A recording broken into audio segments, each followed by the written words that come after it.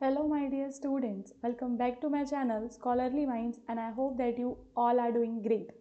इस वीडियो के अंदर दोस्तों हम BHIC 131 के कुछ ऐसे इंपॉर्टेंट क्वेश्चंस को कवर करेंगे जो कि आपकी अपकमिंग एग्जामिनेशन दिसंबर 2025 के लिए one of the most important questions हैं। सो दोस्तों अगर आप हमारे चैनल पे नए हैं तो चैनल को सब्सक्राइब करना बिल्कुल मत भूलना, और अगर आपने अभी तक BHIC 131 का गेस्ट पेपर परचेज नहीं किया है तो उसे आप कर सकते हैं हमारी वेबसाइट से जाके, जिसका लिंक आपको डिस्क्रिप्शन में मिल जाएगा। ओके, सो वेबसाइट का नाम है shop.hindustanknowledge.com। जब आप वेबसाइट पे जाएंगे तो आपके सामने ये वाली जो स्क्रीन है ये ओपन हो जाएगी एंड यहाँ पे आपके जो भी पेपर कोड्स हैं, जैसे कि BHIC 131 है आपका पेपर कोड, तो आप इसका जो यूनिट वाइज नोट्स हो गए आप वो ले सकते हो, इसका आप गेस्ट पेपर ले सकते हो, जो भी मतलब आपको मटेरियल चाहिए इससे रिलेटेड वो सारा आपको दोस्तों हमारी वेबसाइट पे मिल जाएगा। ठीक है, अगर आपकी कोई भी क्वायरीज होती हैं तो डिस्क्रिप्शन में आपको व्हाट्सएप नंबर मिलेगा ये वाला, यहाँ पे क्लिक करके आप डायरेक्टली व्हाट्सएप पे भी जा सकते हो। सो गाइस चलते हैं क्वेश्चन नंबर 1 पे। यहाँ पे आपको हड़प्पा सभ्यता के भौगोलिक एवं क्षेत्रीय प्रसार का विस्तृत आपको विवेचन करना है। हड़प्पा सभ्यता के बारे में आपको बताना है कि भौगोलिक तौर पे, यानी कि जो उसका रीजन है ना, मतलब उसकी जो भी एरिया था उसके अंडर, वो पूरा उसका भौगोलिक का करते हुए उसका क्षेत्रीय प्रसार भी आपको बताना है। ठीक है, तो सबसे पहले हम इसके मुख्य क्षेत्रों की बात करेंगे। तो हड़प्पा सभ्यता यानी कि इंडस वैली सिविलाइजेशन मुख्य रूप से कहाँ पे थी? पाकिस्तान और उत्तर पश्चिम भारत का जो हिस्सा है। ठीक है, कहाँ पे दोस्तों? उत्तर पश्चिम भारत प्लस आपका पाकिस्तान में थी, है ना। पाकिस्तान में सिंधु नदी के किनारे हड़प्पा, मोहनजोदड़ो, ठीक है, आदि प्रमुख नगर थे। और भारत के अंदर हम देखते हैं पंजाब, हरियाणा, राजस्थान और गुजरात थे। तो हमें पाकिस्तान में भी इसके अवशेष देखने के लिए मिलते हैं, साथ ही साथ आपको भारत में भी कई जगहों पे देखने के लिए इसके अवशेष मिलते हैं, जहाँ से हमें पता चलता है कि इसका जो मुख्य क्षेत्र है वो कहाँ कहाँ था। इसके बाद इसमें नदी घाटियों का विकास होता है। तो यह सभ्यता सिंधु नदी और उसकी सहायक नदियों रावी, घग्गर, ठीक है, के किनारे विकसित हुई। नदियाँ जल की उपलब्धता, खेती और व्यापार के लिए महत्वपूर्ण हुआ करती थीं। तो मोस्टली पुराने समय में हम देखते हैं कि जब भी सभ्यता का विकास होता था तो सभ्यताएं आपकी नदियों के किनारे ही बसती थी। सबसे ज़्यादा जो मेजर नगर आपको देखने के लिए मिलते हैं, अगर आज भी आप देखो तो बनारस, कानपुर, इलाहाबाद, है ना, मुख्य जो आपके नगर रहते हैं वो नदियों के किनारे बसते हैं। तो नदियों से क्योंकि जल मिल जाता है, वहाँ पे खेती अच्छी होती है और वो व्यापार के लिए भी महत्वपूर्ण होती हैं, तो नदी घाटियों में इनका विकास होता है। नगर और गांव की बात करें तो सभ्यता में मुख्य नगर थे आपके, इम्पॉर्टेंट है, हड़प्पा, मोहनजोदड़ो, लोथल और धौलावीरा। इनके अलावा कई छोटे गांव और बस्तियां भी थीं। व्यापारिक संपर्कों की बात करें तो हड़प्पा सभ्यता के लोग सिंधु, गुजरात, पंजाब, अफगानिस्तान और मेसोपोटामिया तक व्यापार किया करते थे। इससे पता चलता है कि यह सभ्यता बहुत बड़े क्षेत्र में फैली थी और उसके लोग एक दूसरे से जुड़े हुए थे। तो जुड़ाव कैसे बताओगे आप? जब आप व्यापार के बारे में बता रहे हो तो वहाँ से पता चलता है कि लोग कितना एक दूसरे के साथ जुड़े हुए थे, क्योंकि वो व्यापार करते थे। लंबी दूरी का व्यापार तभी संभव हो पाता है। ठीक है, तो फाइनली आप एक छोटा सा कंक्लूजन देते हुए बताएंगे कि हड़प्पा सभ्यता मुख्यतः सिंधु नदी और उसकी घाटियों में फैली और इसमें बड़े शहर, छोटे गांव और दूर दूर तक फैला व्यापारिक नेटवर्क शामिल था। ठीक है, क्या था? दूर दूर तक फैला व्यापारिक नेटवर्क इसके अंदर आपको देखने के लिए मिलता है। आरंभिक वैदिक काल की अब आपको अर्थव्यवस्थाओं के बारे में बताना है कि शुरुआत में जो आपका वैदिक टाइम पीरियड था वहाँ पे जो अर्थव्यवस्था है, ठीक है, समझ रहे हो, अर्थव्यवस्था क्या होती है? इकोनॉमी, कि यहाँ पे क्या क्या चीज़ें प्रोड्यूस हो रही हैं, लोग क्या काम कर रहे हैं, वो इकोनॉमी में आता है। वो कितना व्यापार कर रहे हैं, वो सब आपकी अर्थव्यवस्था होती है। सामाजिक संरचना में क्या आता है कि आपका समाज कैसा है, कि क्या आपके समाज में आपका समाज जातियों में बटा हुआ है, क्या आपके समाज में ऊंच नीच है, स्त्रियों के साथ कैसा व्यवहार होता है, शादी विवाह कैसे होते हैं, वो सब उसके सामाजिक संरचना में आता है। तो क्वेश्चन कहता है कि आपको वैदिक काल की अर्थव्यवस्था के बारे में बताना है एंड फिर उसकी सामाजिक संरचना की जो मेन विशेषताएं हैं उनका पूरा आपको विश्लेषण करना है। तो आरंभिक वैदिक काल लगभग 1500 से 1000 ईसा पूर्व में उत्तर पश्चिम भारत और पंजाब के सिंधु घाटी में फैला था। सबसे पहले आपने इसका जो क्षेत्रीय वाला रीजन है वो बता देना है कि ये उत्तर पश्चिम भारत और पंजाब की सिंधु घाटी में फैला था। इस समय की अर्थव्यवस्था और समाज की मुख्य विशेषताएं कुछ इस प्रकार हैं, जैसे कि जो लोग हैं गाइस वो मुख्यतः खेती किसानी पर निर्भर थे। तो समाज कैसा था? कृषि प्रधान समाज था। तो कृषि के बारे में आपको ज़रूर बताना है कि लोग कृषि किया करते थे, जिसमें वो लोग उगाते थे ज्वार, ठीक है, गेहूँ, आपका जौ, चना, तो सभी मोटे अनाजों को उगाया करते थे। हल और बैल का प्रयोग खेती में किया जाता था। तो ये भी आपको ये तीनों पॉइंट्स अच्छे से डिस्क्राइब करके बताने हैं कृषि प्रधान समाज के बारे में। फिर आप पहुँचेंगे पशुपालन पे। तो पशुपालन के अंदर दोस्तों वो गाय, भैंस, बकरी, भेड़, इन सभी को पालते थे। गाय को धन और सामाजिक स्थिति का प्रतीक माना जाता था। तो ये वाला पॉइंट इंपॉर्टेंट हो जाएगा कि वैदिक काल में जो गाय है उसको काफ़ी ज़्यादा इम्पॉर्टेंट मानते थे और एक वो प्रतीक होती थी। गाय आपके समाज की स्थिति को भी दर्शाती थी। दूध, घी, मांस और चमड़े के रूप में पशुपालन का महत्व था। तो पशुओं को पाला जाता था और वो भी एक तरीके की इकोनॉमिक एक्टिविटी ही हुआ करती थी। फिर वनों की और शिकार के बारे में आप बताएंगे कि वो इकॉनमी में कैसे कंट्रीब्यूट करते थे। तो जंगलों से लकड़ी, जड़ी बूटियाँ और फल फूल प्राप्त होते थे। शिकार के माध्यम से मांस और चमड़े भी मिल जाया करते थे। तो जंगल से ऑब्वियसली उनको लकड़ी मिलेगी, ठीक है, जड़ी बूटी, ये सब कुछ जो भी जंगलों से चीज़ें प्राप्त होती हैं वो ये लोग प्राप्त करेंगे। उसके अलावा ये लोग शिकार भी करा करते थे और जहाँ से इनको मांस और चमड़ा मिल जाता था। फिर व्यापार की बात ज़रूर करनी है। जब भी आप अर्थव्यवस्था के बारे में बताएंगे तो वहाँ पे आपको व्यापार ज़रूर बताना है। व्यापार दो तरीके का हो सकता है, क्या तो वो स्थानीय होगा या फिर क्या होगा, अंतर्राष्ट्रीय होगा। तो वैदिक काल में हमें मुख्य रूप से क्या देखने के लिए मिलता है? स्थानीय व्यापार, सामान का आदान प्रदान देखने के लिए मिलता है, ठीक है, जिसको हम क्या कहते हैं? वस्तु विनिमय। तो आपको यहाँ पे वस्तु विनिमय देखने के लिए मिलता है। समान मूल्य वाले वस्त्र, अनाज या पशु के रूप में होगा।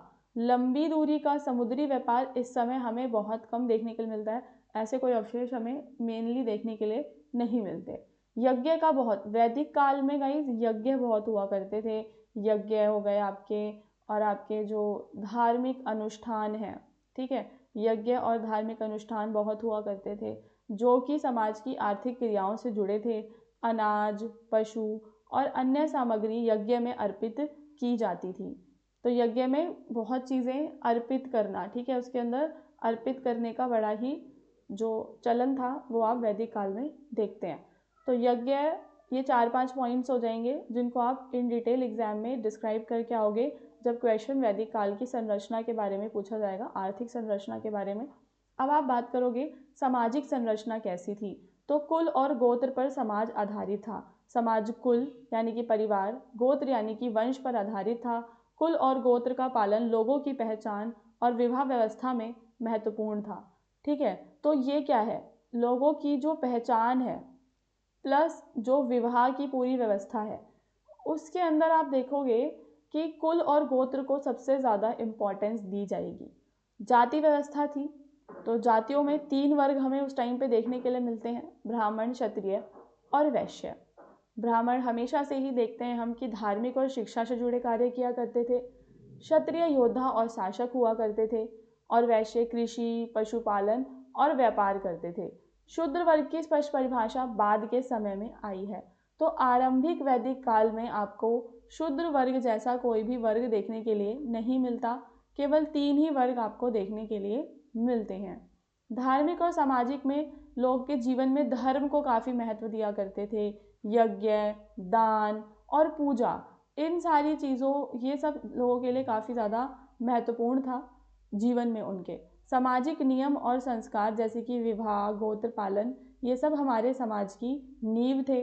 परिवार के अंदर जो पिता होते थे और जो बुजुर्ग होते थे उनका सम्मान सर्वोपरि था।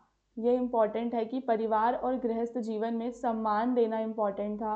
विवाह और उत्तराधिकार सामाजिक स्थिरता को बनाकर रखा करते थे।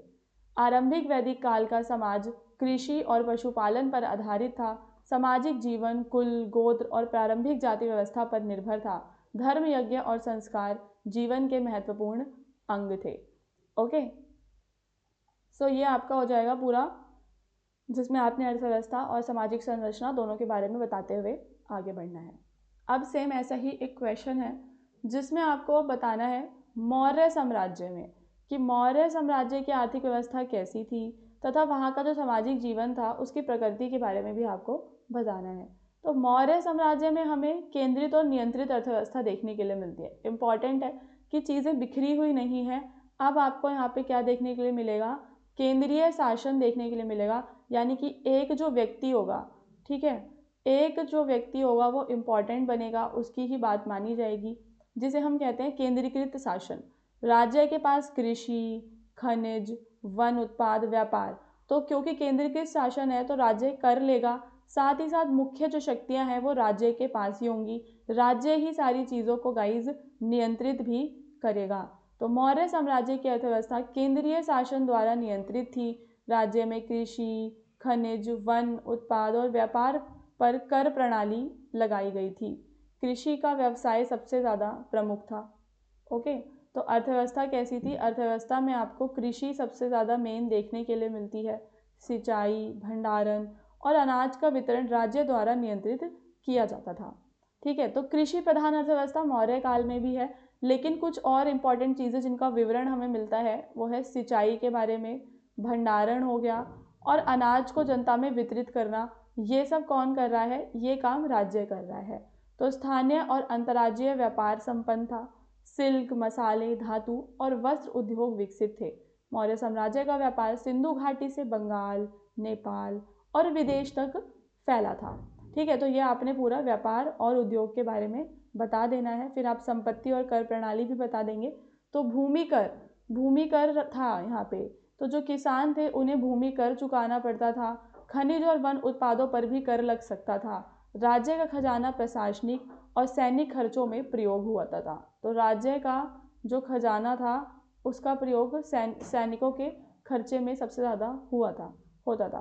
ओके, सो ये 4 पॉइंट हो जाएंगे जो कि आपके किस में आएंगे, मौर्य साम्राज्य की आर्थिक व्यवस्था में। फिर आप बताएंगे यहाँ पे सामाजिक जीवन कैसा था। तो समाज कई जाति और वर्गों में था और आपको 4 वर्ण देखने के लिए यहाँ पे मिलते हैं। शहर और ग्रामीण जीवन की बात करें तो नगरों के अंदर व्यापार, ठीक है, नगरों में व्यापार है, शिल्प और प्रशासन महत्वपूर्ण चीज़ें हैं। कृषि और पशुपालन आपको ग्रामीण क्षेत्रों में देखने के लिए मिलेगा। तो गांव और नगरों आपको दोनों का विवरण देते हुए फिर आप बताएंगे धर्म और संस्कार के बारे में कि धर्म संस्कारों का काफ़ी महत्व था। बौद्ध और जैन धर्म के प्रचार से समाज में धार्मिक सहिष्णुता भी बढ़ी थी। ठीक है, तो यहाँ पे आपको धर्म में सहिष्णुता यानी कि दूसरे धर्मों को भी वो इम्पोर्टेंस दे रहे थे, वो चीज़ यहाँ पे आपको देखने के लिए मिल जाती है। तो मौर्य शासन ने सैनिक और पुलिस व्यवस्था के माध्यम से समाज में कानून और व्यवस्था को पूरा बना के भी रखा हुआ था। तो सुरक्षा और प्रशासन में भी आपको इस टाइम पे ग्रोथ देखने के लिए मिलेगी। तो क्या देख रहे हो कि आप हड़प्पा के बाद आपका वैदिक काल आता है, फिर आपका ये मौर्य वाला आ रहा है, तो धीरे धीरे चीज़ें क्या बढ़ रही हैं, ग्रो हो रहा है ना। अब एक क्वेश्चन है, इसमें आपका फिर बौद्ध धर्म आ जाता है। तो बौद्ध धर्म के संदर्भ में 6ठी शताब्दी ईसा पूर्व में उन्नत नवीन धार्मिक आंदोलनों का आलोचनात्मक आपको मूल्यांकन करना है। तो 6ठी शताब्दी ईसा पूर्व भारत में पुराने वैदिक धर्म और ब्राह्मणवाद के प्रति विरोध हुआ। तो इस टाइम पे पता है क्या हो रही थी, एक चीज़ कि जो वैदिक चीज़ें थी, ठीक है, वैदिक जो धर्म था, जनता में उसके प्रति आक्रोश था, जाति व्यवस्था के प्रति आक्रोश था। तो जनता अब यहाँ पे विरोध करने लगी थी। स्पेशली किसके खिलाफ जनता विरोध कर रही थी दोस्तों, ब्राह्मणवाद के खिलाफ। तो क्योंकि अब ब्राह्मणवाद के जनता खिलाफ जा रही है तो उस टाइम पे आपको बौद्ध और जैन धर्म के आंदोलन उठते हुए दिखेंगे। तो इस समय कई नवीन धार्मिक और दार्शनिक आंदोलन उभरे, जैसे कि बौद्ध धर्म और जैन धर्म फिर आता है। बौद्ध धर्म की विशेषताओं में हम क्या देखते हैं, बौद्ध धर्म में कहा जाता है संसार और दुख पर ध्यान। भगवान बुद्ध ने दुख को जीवन का मूल सत्य बताया है, दुख के कारण और दुख की मुक्ति पर जोर दिया है। हमें क्या करना है, मध्यम मार्ग अपनाना है, यानी कि हमें सुख और कठिन तपस्या दोनों से दूर रहना है और एक मिडल पाथ पे चलना है। जाति और वर्ग भेद को कोई भी महत्व इसमें नहीं दिया गया, क्योंकि अगर जाति और वर्ग भेद को महत्व देते तो लोग फिर वैदिक काल में ही वापस लौट जाते, ब्राह्मणवाद को एक्सेप्ट कर लेते। तो यहाँ पे चीज़ आई कि इधर आपको समानता मिली, लोगों को समाज में लोगों को सुधार देखने के लिए मिला, तभी उन्होंने ये नया धर्म अपनाया। गरीब, स्त्री, निम्न वर्ग के लोगों को भी धार्मिक अधिकार दिए गए, क्योंकि आप देखते हो कि जो आपके चारण वन व्यवस्था थी उसमें स्त्रियों को, निम्न वर्ग को कोई अधिकार नहीं थे धार्मिक, तो वो यहाँ पे उन्हें मिलेंगे। और अहिंसा, सत्य, करुणा और दया पर इसमें जोर दिया गया और आलोचना की इन्होंने जो भी मूर्ति पूजा और अंधविश्वास होते हैं उनकी। ठीक है, फिर आप देखोगे इसके कुछ सकारात्मक पहलू हैं, जैसे कि इसकी वजह से समाज में समानता आती है और समाज में नैतिकता बहुत बढ़ी। शोषण और अंधविश्वास जो पहले चला आ रहा था उस पर अब नियंत्रण हो गया है, वो कम हो गया है। गरीब और कमज़ोर वर्गों को समाज में नए अवसर मिलने लगे हैं, तो ये कुछ इसके सकारात्मक पहलू हो जाएंगे। सीमाओं की बात करें तो बौद्ध धर्म ने वैदिक रीति रिवाज, पारंपरिक पूजा पद्धति को चुनौती दी, जिससे संघर्ष उस टाइम पे आपको देखने के लिए मिलते हैं। भौतिक जीवन की ओर कुछ लोगों की उदासीनता इस समय पैदा होती है, मतलब कि वो लोग भौतिक जीवन को अधिक महत्व देने लगे थे। सो गाइस, पार्ट 1 का वीडियो यहीं पे ख़त्म होता है। डिस्क्रिप्शन में आपको हमारे टेलीग्राम चैनल का लिंक मिलेगा, तो आप ज़रूर वहाँ पे हमारे साथ ज्वाइन हो सकते हैं। एंड अभी ये पार्ट 1 वीडियो है, इसके बाद मैं BHIC 131 का पार्ट 2 वीडियो भी लेकर आऊँगी, जिसके अंदर बाकी के बचे हुए इंपॉर्टेंट क्वेश्चंस को मैं कवर करवा दूँगी। तो चैनल को सब्सक्राइब करना बिल्कुल मत भूलना।